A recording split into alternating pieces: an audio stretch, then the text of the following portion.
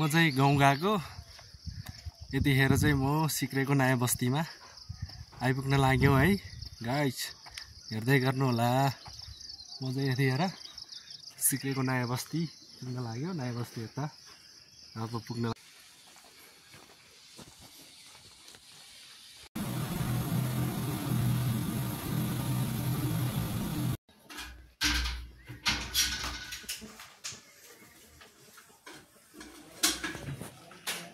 Guys, म चाहिँ नयाँ बस्तीमा मोमो खाएर टन्न भएर यतिखेर हिँड्दैछु बाटोमा। यहाँनिर चाहिँ पुरै ऐसियालु पाकिसकेको छ, हजुरहरू पनि हेर्न सक्नुहुन्छ। पुरै ऐसियालु पाकिसकेको छ है गाइस, टन्नै रहेछ यहाँतिर।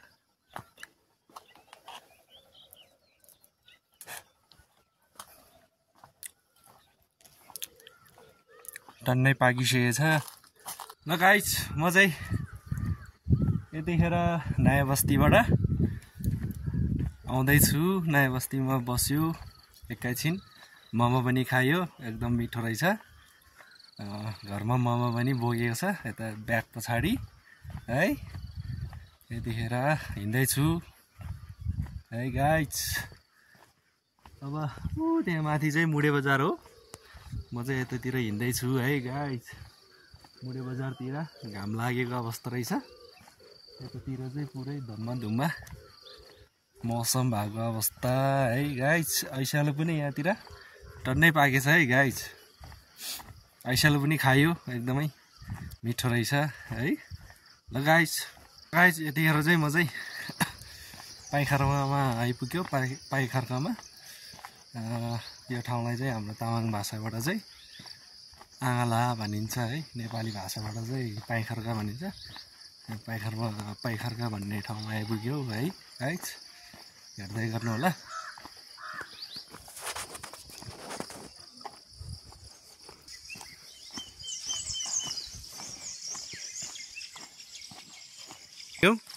सुबिश्वरी महादेव चाहिँ त्यहाँ अवस्थित छ।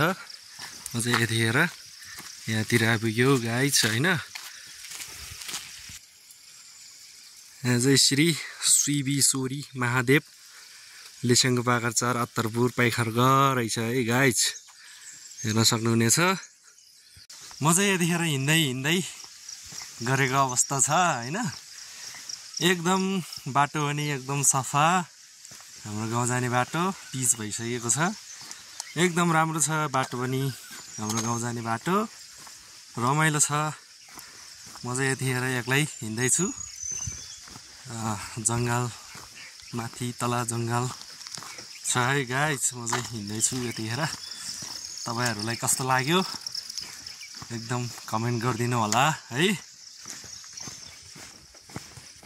गाइस। अब चाहिँ बुलबुले पुग्नलाई चाहिँ 1 किमी बाँकी रहेछ, हेर्न सक्नुहुनेछ। म चाहिँ बुलबुलेबाट उतै जानुपर्छ है। 21 किलोबाट चाहिँ यहाँसम्म आउँदा चाहिँ 3 किलो भइसकेको रहेछ है गाइस। म चाहिँ हिँड्दैछु यतिखेर।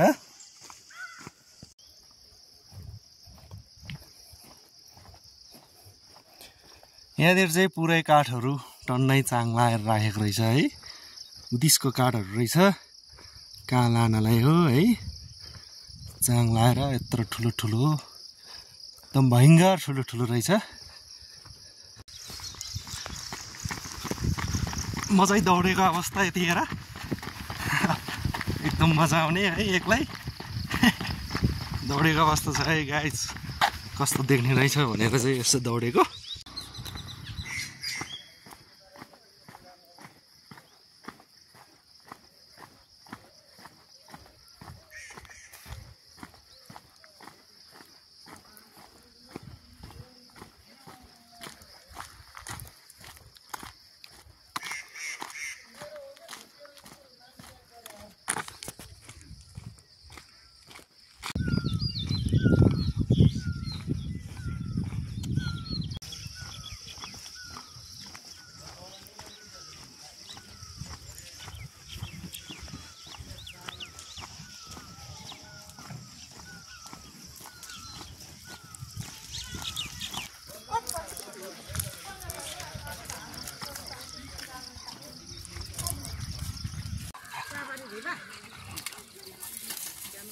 हेलो गाइस, म चाहिँ यतिखेर भुलभुलेबाट हिँड्दैछु घरतिर है। पछाडि मामाहरू पनि हुनुहुन्छ। भुलभुले बजारबाट घरतिर हिँड्दैछु है गाइस म चाहिँ।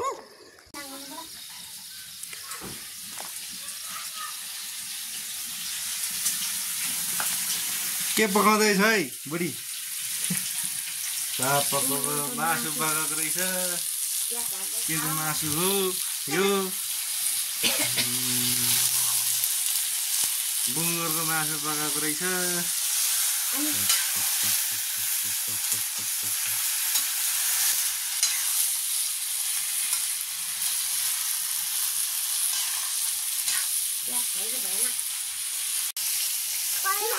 ल है साथीहरू, मेरो चाहिँ आज सुँगुरको मासु पाक्दैछ यहाँतिर है।